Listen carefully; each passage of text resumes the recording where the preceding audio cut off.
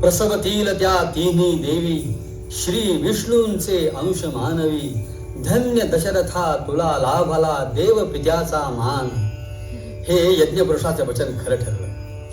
या पायसाच्या सेवनानं दशरथांच्या तिन्ही राण्या गर्भवती झाल्या. यथाकाली त्या प्रसूत झाल्या.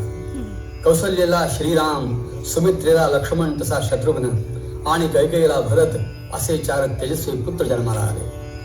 राजाची इच्छा पूर्ण झाली. प्रासादातील सुखाला सीमाच राहिल्या नाही. नगरजनांचा आनंद तर नुसता भरून ओसंडत होता. श्रीरामाधिक भावंड रांगू लागली तरीही अयोध्येतील स्त्रिया श्री राम जन्माचा आनंद घेतच गात होत्या, पुन्हा पुन्हा गात होत्या.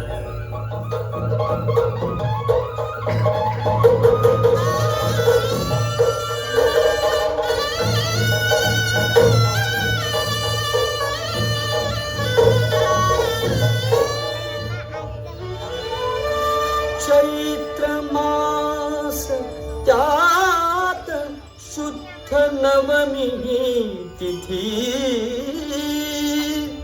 गंधयुक्त तरीही वात उष्ण हे किती. 2 प्रहरी कागशिरी सूर्य थांबला.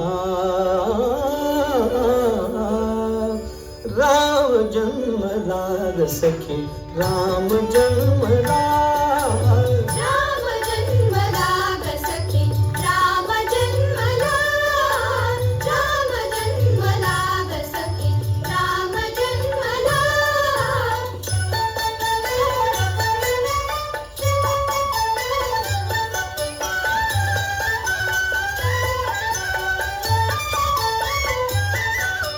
कौसल्या राणी हळू उघडी लोचने.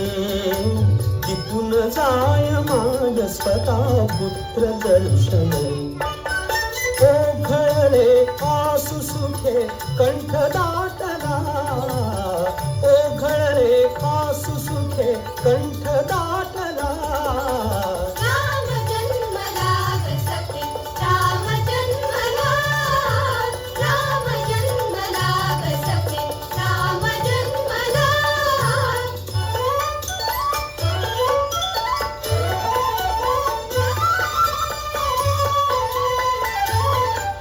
बुडून जाय नगर सर्व नृत्यदायिनी, नृत्यदायिनी.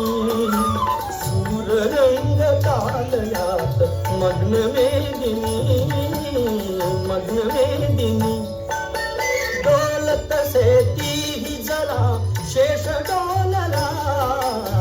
डोलत से तीही जरा शेष डोलला.